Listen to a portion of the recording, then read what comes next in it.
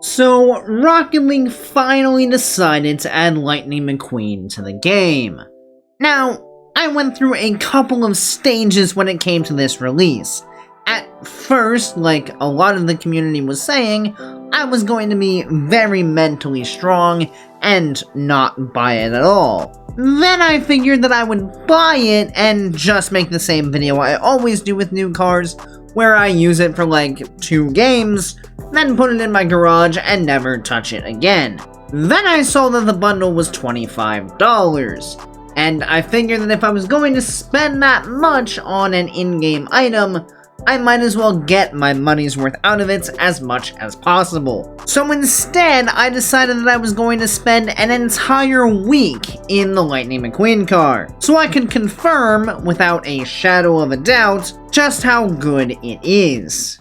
So let's start out by talking about the biggest part of this car, the hitbox. For those of you that might not know, this car uses the Dominus hitbox, or more specifically, a modified Dominus hitbox. On this car, the hitbox is moved backwards so that it lines up better with the model of the car itself. While this sounds like a fantastic idea, this actually created several problems that I noticed throughout the week.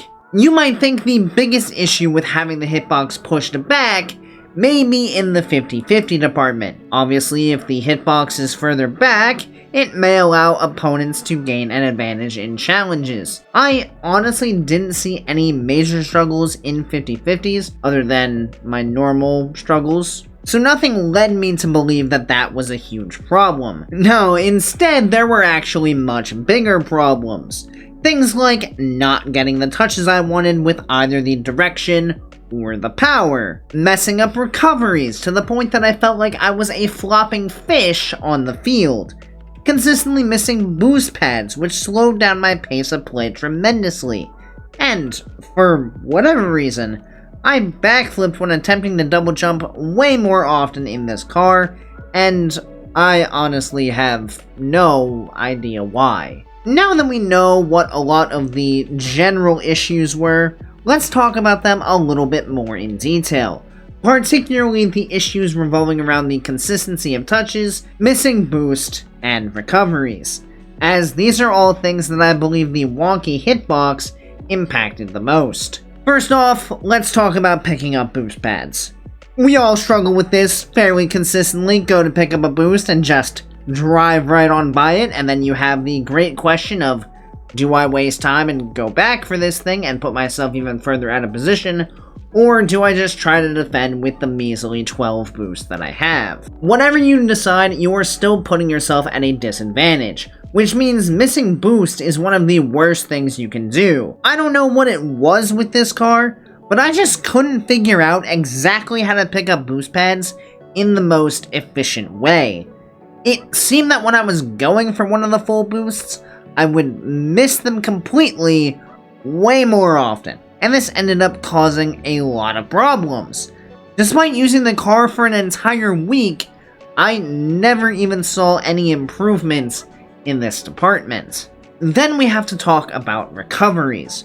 Now, I would say that most of the time, I am very good at making sure that I at least land on my wheels, regardless of what surface my car is landing on. But in this car, I felt like I was just consistently bouncing off surfaces that I should be landing on. It was particularly problematic in situations where I was landing back wheels first. I'm not sure what is happening at the back of the hitbox, but I have never bounced around on landings more often than I did in this car. Lastly, the biggest issue that we need to discuss: consistency of touches. Let me start out by saying I had some very good moments with this car on the ground, and that is where I feel the car actually performed the best, despite it being a Dominus hitbox. The aerial game, however, was a totally different story.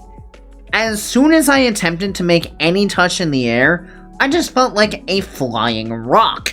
The movement in the air felt incredibly stiff, I couldn't judge how the nose of the car was going to impact the ball, and a fairly simple mechanic like air dribbles became much more difficult. This issue with the nose of the car also carried over to the shooting department. Many times I would have the chance to shoot, and there would just be no power or placements in the shot at all. The ball would just sadly flop toward the defender, who would easily clear it away. And this was also a consistent problem all week. Sure, I expected to have initial issues in terms of quality of touches, but after an entire week, you should be familiar enough with a car that you aren't having the same issues that you did on day one. So as you can see, I was most definitely a massive fan of this car, really enjoyed all of the time I played in it, and I am definitely not excited to be immediately switching back to Fennec. Oh wait, no, that's exactly what I'm excited to do. I am indeed going to put this car in my garage, and I am indeed probably never going to touch it again. But, I mean, at least I got a week's worth of gameplay out of it. So overall, that sums up all of my thoughts on this car. But to tie the whole idea together, I thought I'd show you a complete game with this car that really showcases a lot of these issues. Here we go with this replay. Now, this game was played in the final day of the week, so you would think that at this point, we would be seeing the best gameplay that we have to offer with this car, and right out the gate, we're going to see a fantastic recovery. Looking back at it now, it's very obvious that I wasn't going to land on my wheels there, but in the moment, it was just flopping around like a fish, and we felt really, really great. Now, it's also worth noting that I don't think across the entire week that I had a single day where I actually went positive in terms of MMR. I either went even, or more often than not, I lost MMR. Here's another questionable, or our first questionable air dribble, and as you can see, that just looked extremely awkward, and trust me, it felt about as awkward as it looked. Rotating back here, playing a bit patient, gonna flip forward now to support our teammate here, see what we do on this challenge here, and we completely missed the ball. Wow, what a great attempt that was, completely misjudging where the nose of our car is, and completely whiffing the ball and giving our opponents a free transition. Jumping up for this one, gonna go ahead and get the challenge there, perhaps a pass coming through, but not quite. See if we can get back to help our teammate, and unfortunately not, just a flick around being a little too aggressive on the opponent's side of the field, gonna give way to a free 1v1, which our opponent does win. Secure the boost off the kickoff. Here comes the ball on the backboard. Let's control that. Bit of a forceful touch forward when we do get back to it. See if we can do anything with this. Another very light slap at the ball to try to get it in the direction we want to. A bunch of missed small pads. We do pick up the mid, and now again miss the ball and jump up to the ceiling, which we slap our butt off of. Luckily, our teammate does do a good enough job, and we can get back. And we do immediately get demoed and somewhat give up possession of the ball, but luckily our teammate is right there to cover for us. Ball wide of the net, gonna roll up the wall. We'll allow the opponent some time to control here. Maybe we can turn in on this one, not quite. Ball coming across, but we'll get a free clear to the right side over to teammate.